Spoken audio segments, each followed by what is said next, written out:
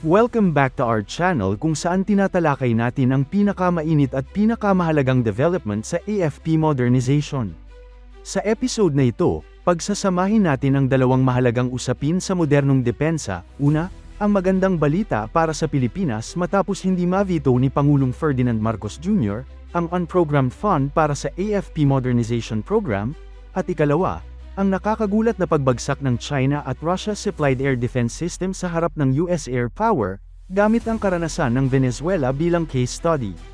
Sa dulo ng video na ito, tatalakayin natin kung paano nag-uugnay ang dalawang isyong ito at kung anong aral ang dapat matutunan ng Pilipinas sa panahon ng tumitinding tensyon sa rehiyon.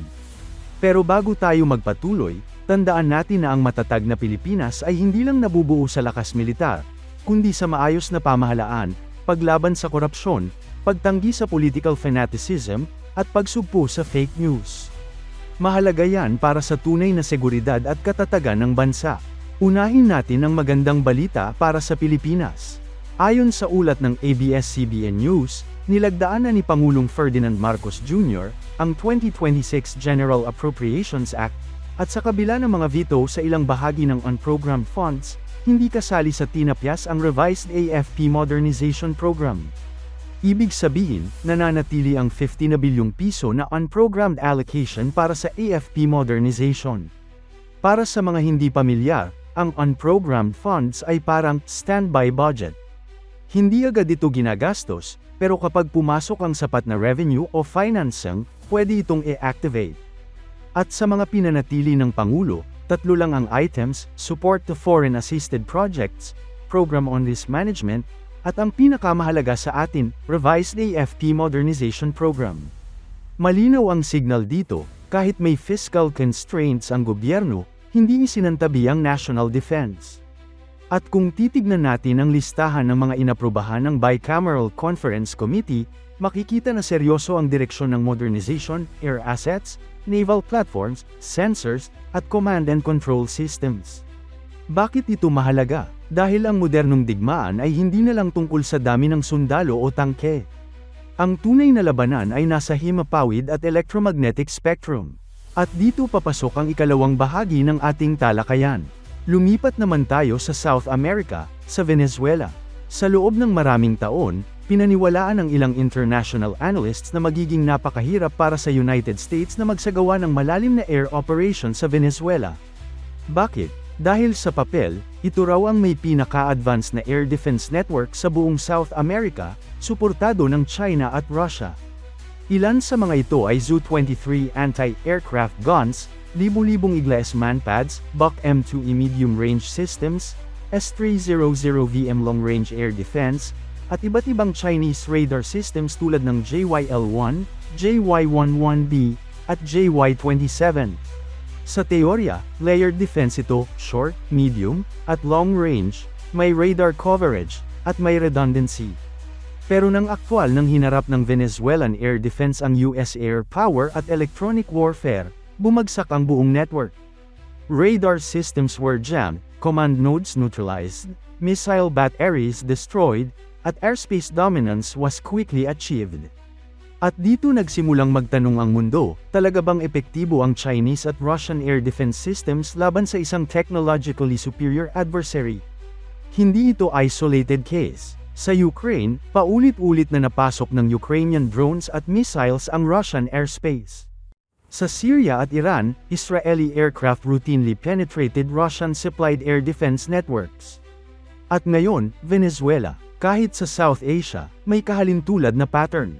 Oo, may tagumpay ang Chinese-made aircraft sa kamay ng Pakistan laban sa Indian aircraft, pero pagdating sa defense ng ground facilities at air bases, pamali rin ang Chinese-made air defense systems laban sa precision strikes. Ang pattern na ito ay hindi na pwedeng baliwalain. Ang tanong ngayon, kung ganito ang performance ng Chinese at Russian air defense systems laban sa US at allied air power, gaano sila ka-confident na kayang ipagtanggol ng China ang sarili nitong mainland? Lalo na kung sakaling magkaroon ng digmaan laban sa Taiwan. Take note, ang Taiwan ay hindi na lamang defensive ang posture. Mayroon na itong, at patuloy pang nagde-develop, ng counter-strike missiles na kayang tumama sa target sa loob mismo ng mainland China, kasama ang command centers, air bases, at logistics hubs. At kung hindi lang Taiwan ang kalaban, kundi pati ang US at iba pang allies, mas lalong nagiging komplikado ang equation. Ngayon, e-extend natin ang analysis sa mas malapit sa atin, ang South China Sea. China has built air defense systems, radars, at missile sites sa kanilang artificial island bases sa Spratlys. Sa papel, formidable ang itsura. Pero kung pagbabasehan ng nangyari sa Venezuela, Ukraine, Syria, at Iran, valid ang tanong kung gaano katibay ang mga depensang ito laban sa electronic warfare, cyber attacks, at coordinated airstrikes. Kung madaling i-jam ang radars, putulin ang data links, at neutralize ang missile batteries, magiging posible para sa US at allies na mag-establish ng air superiority, na magbubukas ng pinto sa heliborne at amphibious operations. At dito muling bumabalik ang usapan sa Pilipinas.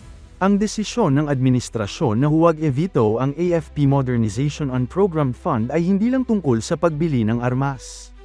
Ito ay tungkol sa pag-iwas sa parehong kahinaan na nakita natin sa ibang bansa. Hindi sapat ang magkaroon ng missile system o radar sa papel. Kailangan itong naka-integrate, may redundancy, may training, at may doctrine na angkop sa modernong digmaan. Kung may isang aral tayong makukuha sa pagbagsak ng Venezuelan air defenses, ito, ang teknolohiya ay hindi magic shield. Ang effectiveness nito ay nakadepende sa integration, doctrine, intelligence, at kakayahang makipagsabayan sa electronic at cyber warfare. Para sa AFP, ang modernization ay dapat tumuon hindi lang sa platforms, kundi sa systems of systems, air surveillance, command and control, data fusion, at interoperability with allies.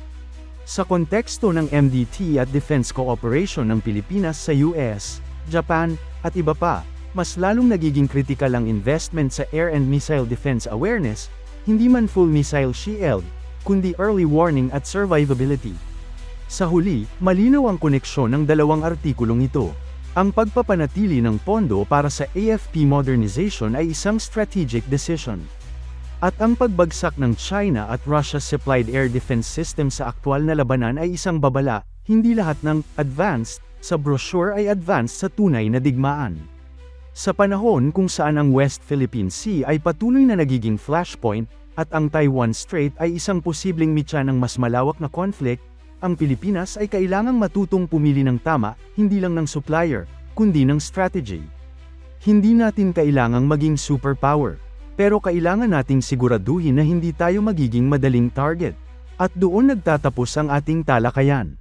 Kung gusto ninyo ng mas malalim na breakdown ng AFP modernization priorities, air defense concepts, at lessons mula sa mga modern conflicts, huwag kalimutang mag-subscribe, mag-like, at mag-comment kung anong topic ang gusto ninyong susunod nating himihin. Maraming salamat, at magkita tayo sa susunod na episode.